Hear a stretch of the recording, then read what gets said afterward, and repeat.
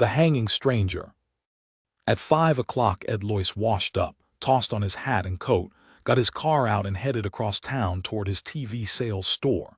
He was tired. His back and shoulders ached from digging dirt out of the basement and wheeling it into the backyard. But for a 40-year-old man, he had done okay. Janet could get a new vase with the money he had saved, and he liked the idea of repairing the foundations himself. It was getting dark.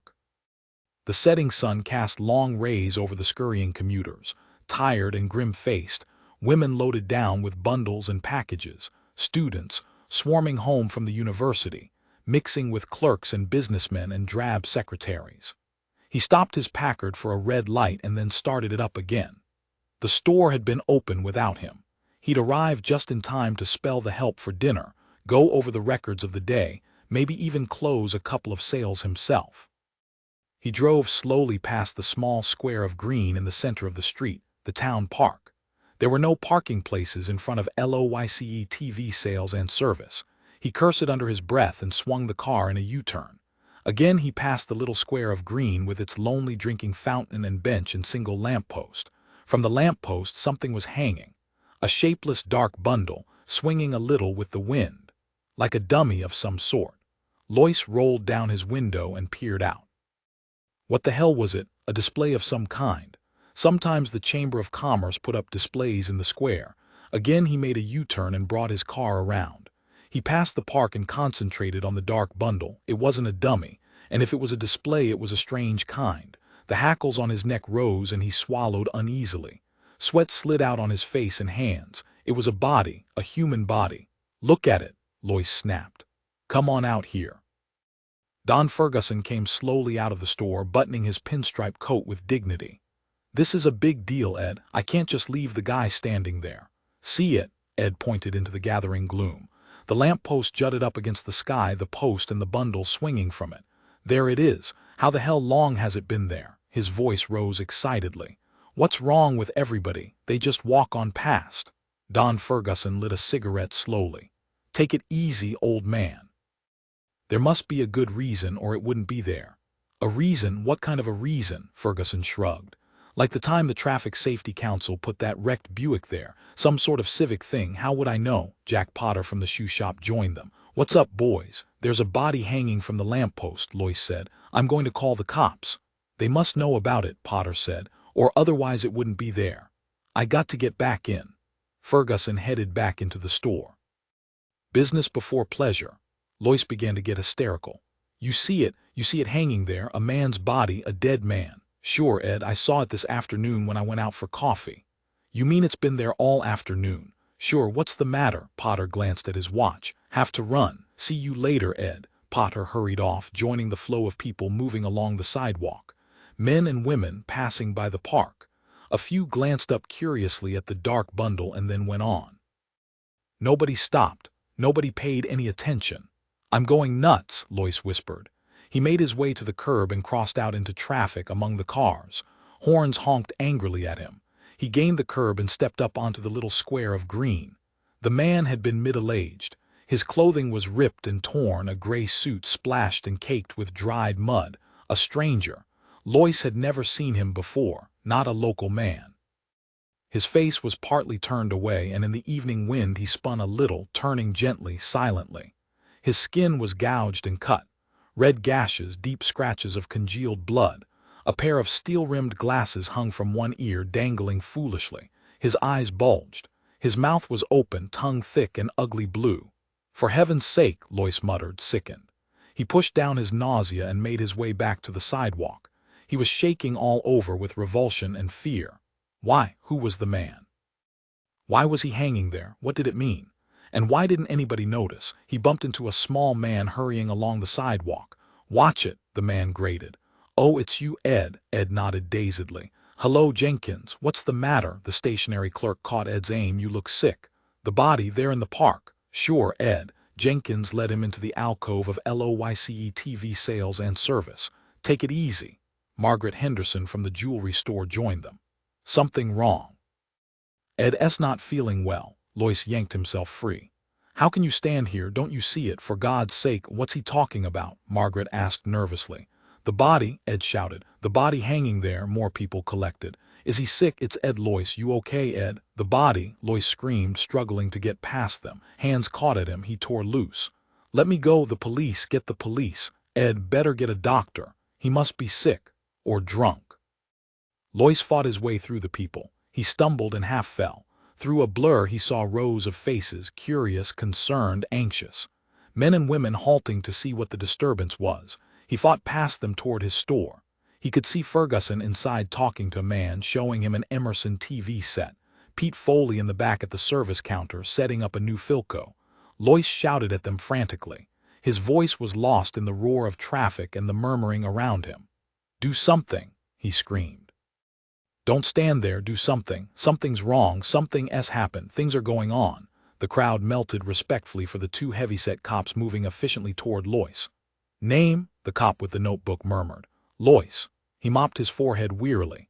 "Edward C. Loyce. Listen to me, back there." "Address?" the cop demanded. The police car moved swiftly through traffic, shooting among the cars and buses. Loyce sagged against the seat, exhausted and confused. He took a deep, shuddering breath. 1368 Hurst Road. "That's here in Pikeville." "That's right." Loyce pulled himself up with a violent effort. "Listen to me, back there in the square, hanging from the lamppost. Where were you today?" the cop behind the wheel demanded. "Where?" Loyce echoed. "You weren't in your shop, were you?" "No," he shook his head. "No, I was home, down in the basement." "In the basement, digging a new foundation, getting out the dirt to pour a cement frame." "Why?" "What has that to do with?" "Was anybody else down there with you?" "No, my wife was downtown, my kids were at school." Loyce looked from one heavyset cop to the other. Hope flickered across his face, wild hope. "You mean because I was down there I missed the explanation? I didn't get in on it like everybody else?" After a pause, the cop with the notebook said, "That's right, you missed the explanation." "Then it's official, the body, it's supposed to be hanging there. It's supposed to be hanging there. For everybody to see." Ed Loyce grinned weakly. "Good Lord, I guess I sort of went off the deep end. I thought maybe something had happened, you know, something like the Ku Klux Klan, some kind of violence, communists or fascists taking over." He wiped his face with his breast pocket handkerchief, his hands shaking. "I'm glad to know it's on the level." "It's on the level." The police car was getting near the Hall of Justice. The sun had set. The streets were gloomy and dark. The lights had not yet come on. "I feel better," Loyce said. "I was pretty excited there for a minute. I guess I got all stirred up. Now that I understand, there's no need to take me in, is there?" The two cops said nothing. "I should be back at my store. The boys haven't had dinner. I'm all right now. No more trouble. Is there any need of this?" "Won't take long," the cop behind the wheel interrupted. "A short process, only a few minutes." "I hope it's short," Loyce muttered. The car slowed down for a stoplight. "I guess I sort of disturbed the peace. Funny, getting excited like that," and Loyce yanked the door open. He sprawled out into the street and rolled to his feet. Cars were moving all around him, gaining speed as the light changed. Loyce leaped onto the curb and raced among the people, burrowing into the swarming crowds. Behind him he heard sounds, snouts, people running. They weren't cops. He had realized that right away. He knew every cop in Pikeville. A man couldn't own a store, operate a business in a small town for 25 years without getting to know all the cops. They weren't cops, and there hadn't been any explanation. Potter, Ferguson, Jenkins, none of them knew why it was there. They didn't know and they didn't care. That was the strange part. Loyce ducked into a hardware store. He raced toward the back, past the startled clerks and customers, into the shipping room and through the back door. He tripped over a garbage can and ran up a flight of concrete steps. He climbed over a fence and jumped down on the other side, gasping and panting. There was no sound behind him. He had got away. He was at the entrance of an alley, dark and strewn with boards and ruined boxes and tires. He could see the street at the far end. A street light wavered and came on. Men and women, stores, neon signs, cars. And to his right, the police station. He was close, terribly close. Past the loading platform of a grocery store rose the white concrete side of the Hall of Justice. Barred windows, the police antenna, a great concrete wall rising up in the darkness. A bad place for him to be near. He was too close. He had to keep moving, get farther away from them. Them? Loyce moved cautiously down the alley. Beyond the police station was the city hall, the old-fashioned yellow structure of wood and gilded brass and broad cement steps. He could see the endless rows of offices, dark windows, the cedars and beds of flowers on each side of the entrance. And something else. Above the city hall was a patch of darkness, a cone of gloom denser than the surrounding night, a prism of black that spread out and was lost into the sky. He listened. Good God, he could hear something. Something that made him struggle frantically to close his ears, his mind to shut out the sound. A buzzing, a distant, muted hum like a great swarm of bees. Loyce gazed up, rigid with horror. The splotch of darkness hanging over the city hall, darkness so thick it seemed almost solid. In the vortex something moved, flickering shapes, things descending from the sky, pausing momentarily above the city hall, fluttering over it in a dense swarm and then dropping silently onto the roof. Shapes, fluttering shapes from the sky, from the crack of darkness that hung above him. He was seeing them. For a long time Loyce watched, crouched behind a sagging fence in a pool of scummy water. They were landing, coming down in groups, landing on the roof of the city hall and disappearing inside. They had wings, like giant insects of some kind.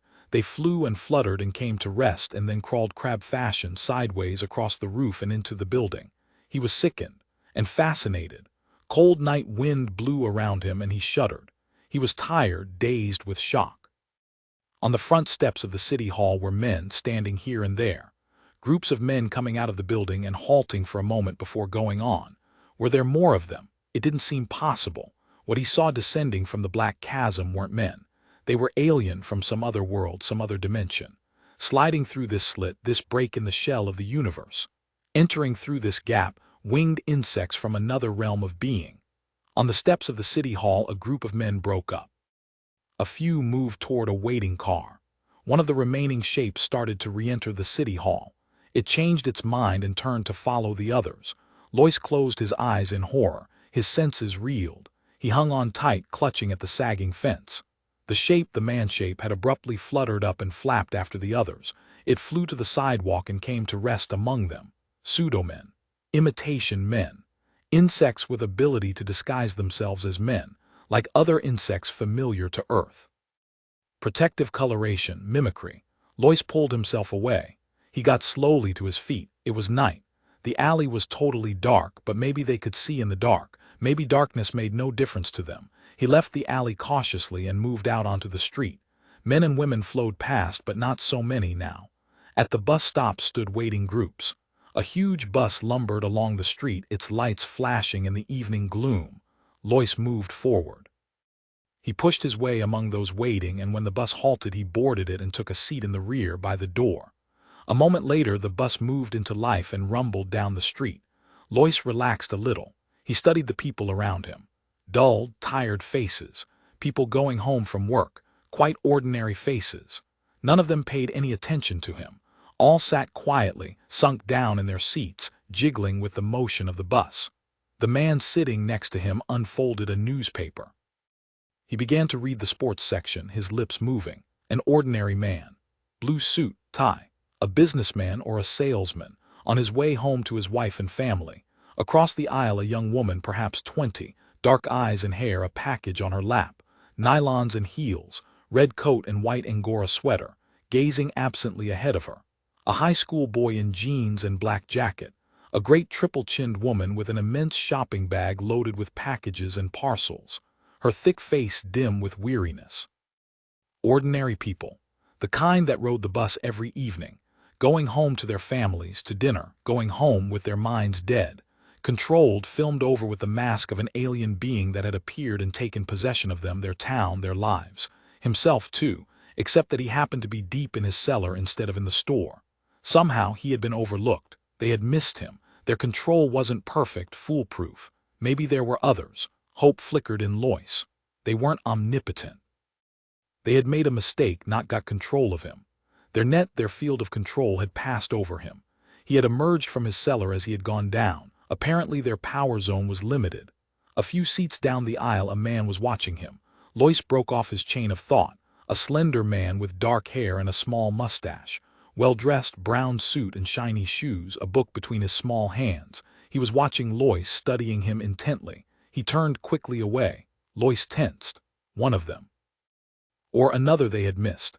The man was watching him again. Small dark eyes, alive and clever, shrewd. A man too shrewd for them, or one of the things itself, an alien insect from beyond. The bus halted. An elderly man got on slowly and dropped his token into the box. He moved down the aisle and took a seat opposite Loyce.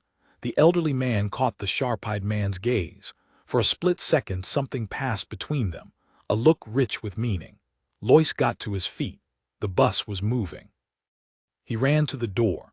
One step down into the well. He yanked the emergency door release. The rubber door swung open. "Hey!" the driver shouted, jamming on the brakes. "What the hell?" Loyce squirmed through. The bus was slowing down, houses on all sides, a residential district, lawns and tall apartment buildings. Behind him, the bright-eyed man had leaped up. The elderly man was also on his feet. They were coming after him. Loyce leaped. He hit the pavement with terrific force and rolled against the curb. Pain lapped over him, pain and a vast tide of blackness. Desperately he fought it off. He struggled to his knees and then slid down again.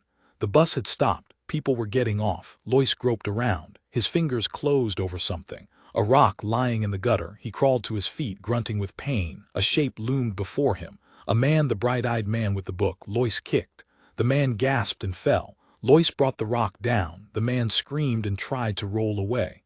"Stop. For God's sake, listen," he struck again. A hideous crunching sound.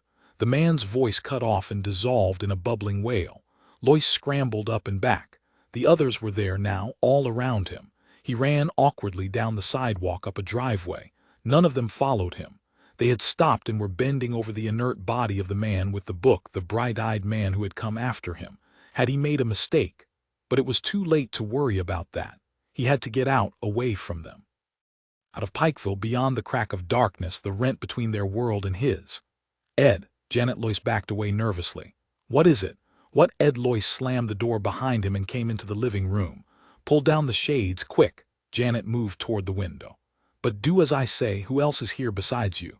"Nobody, just the twins. They're upstairs in their room." "What's happened? You look so strange." "Why are you home?" Ed locked the front door. He prowled around the house into the kitchen.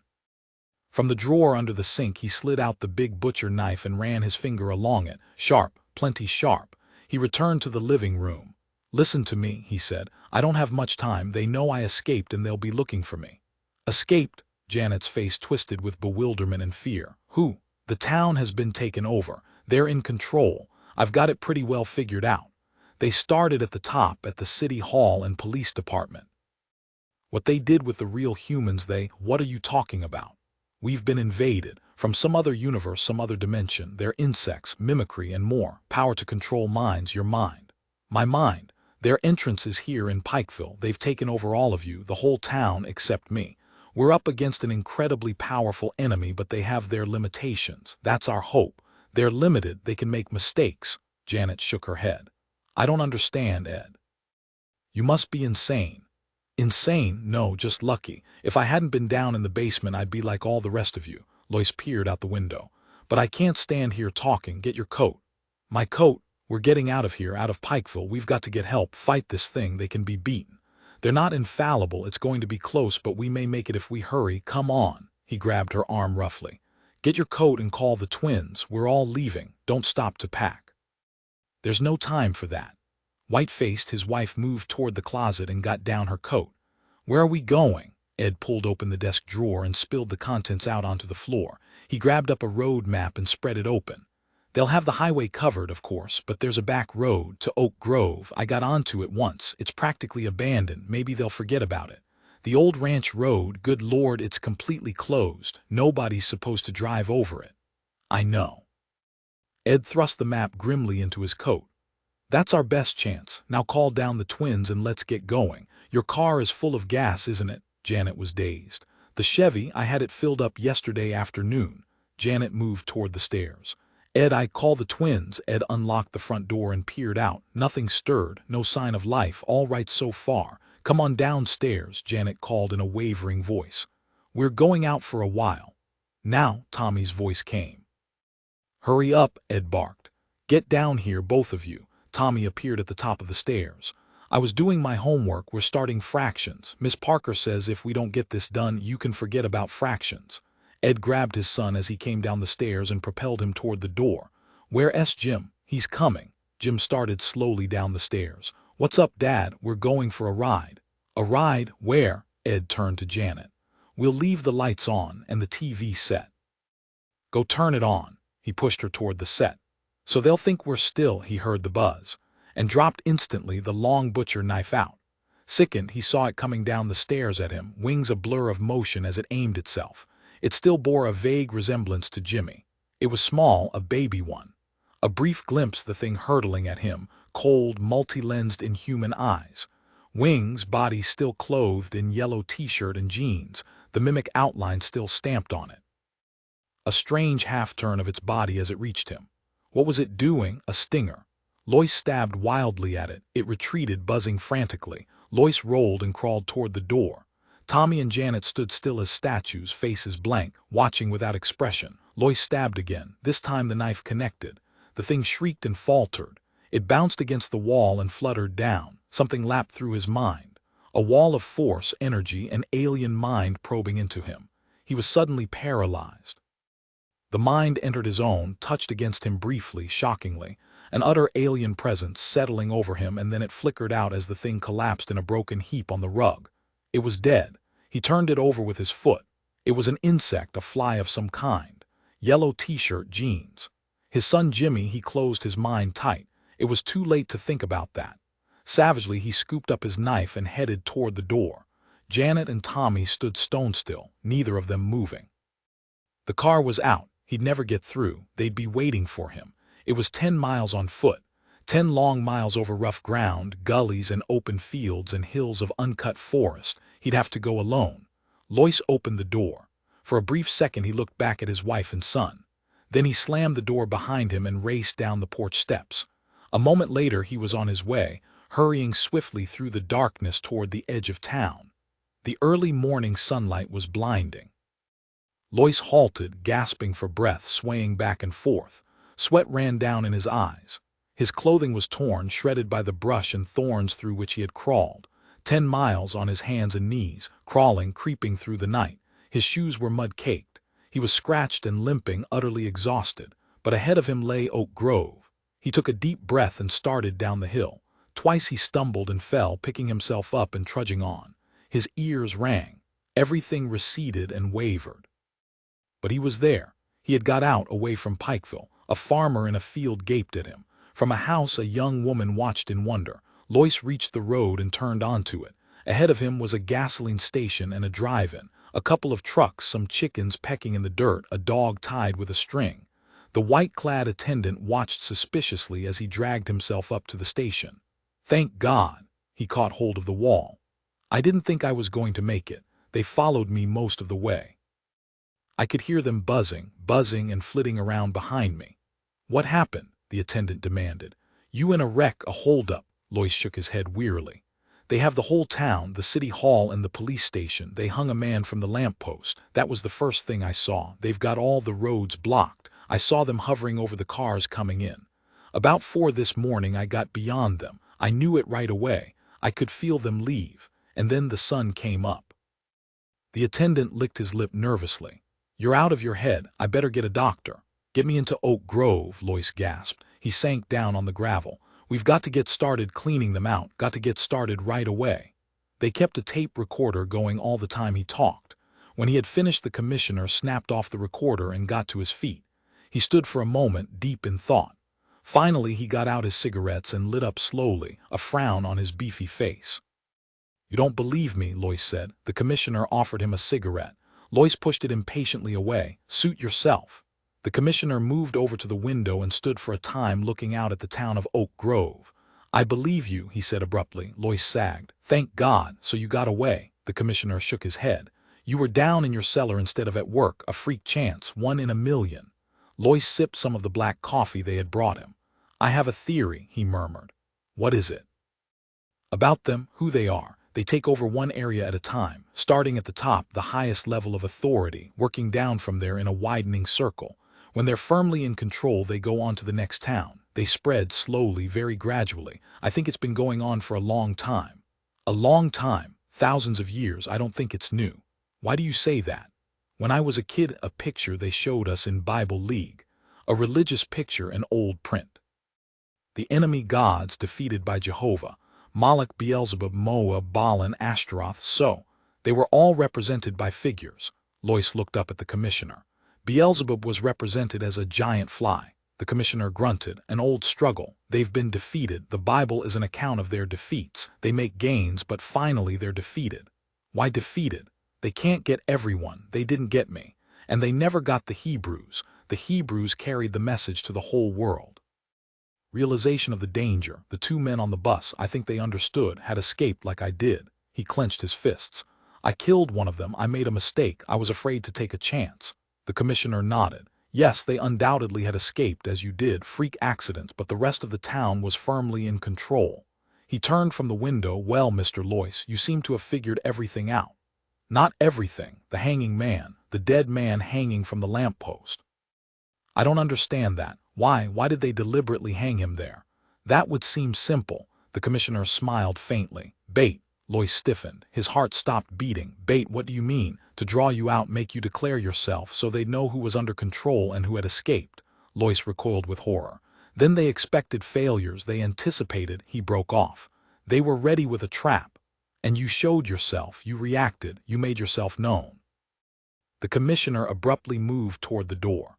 Come along, Loyce. There's a lot to do. We must get moving. There's no time to waste. Loyce started slowly to his feet, numbed. And the man, who was the man? I never saw him before. He wasn't a local man. He was a stranger. All muddy and dirty, his face cut, slashed. There was a strange look on the commissioner's face as he answered. Maybe, he said softly. You'll understand that too. Come along with me, Mr. Loyce. He held the door open, his eyes gleaming. Loyce caught a glimpse of the street in front of the police station. Policemen, a platform of some sort, a telephone pole and a rope. Right this way, the commissioner said, smiling coldly. As the sun set, the vice president of the Oak Grove Merchants Bank came up out of the vault, threw the heavy time locks, put on his hat and coat, and hurried outside onto the sidewalk. Only a few people were there, hurrying home to dinner. Good night, the guard said, locking the door after him. Good night, Clarence Mason murmured. He started along the street toward his car. He was tired. He had been working all day down in the vault, examining the layout of the safety deposit boxes to see if there was room for another tier. He was glad to be finished. At the corner he halted. The street lights had not yet come on. The street was dim. Everything was vague. He looked around and froze. From the telephone pole in front of the police station, something large and shapeless hung. It moved a little with the wind. What the hell was it? Mason approached it warily. He wanted to get home. He was tired and hungry. He thought of his wife, his kids, a hot meal on the dinner table. But there was something about the dark bundle, something ominous and ugly. The light was bad. He couldn't tell what it was. Yet it drew him on, made him move closer for a better look. The shapeless thing made him uneasy. He was frightened by it. Frightened and fascinated. And the strange part was that nobody else seemed to notice it. If you enjoyed this or any of my other work, please be sure to like and subscribe, as it really helps with the algorithm.